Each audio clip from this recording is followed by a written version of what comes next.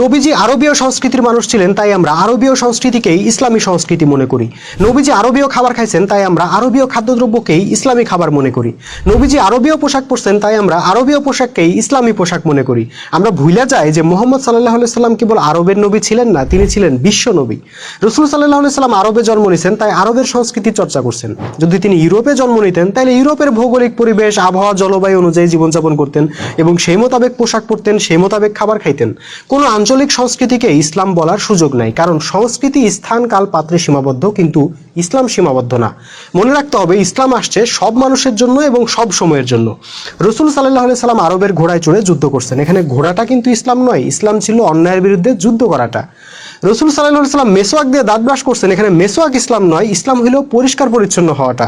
রাসূল সাল্লাল্লাহু আলাইহি সাল্লাম আরবের খেজুর খাইছেন। এখানে খেজুর ইসলাম নয়, ইসলাম হইল হালাল খাবার খাওয়াটা। দুঃখজনক বিষয় হলো, কোনটা ইসলাম আর কোনটা আরবের আঞ্চলিক সংস্কৃতি, সেটার পার্থক্য আমরা অনেকেই বুঝতে পারি না।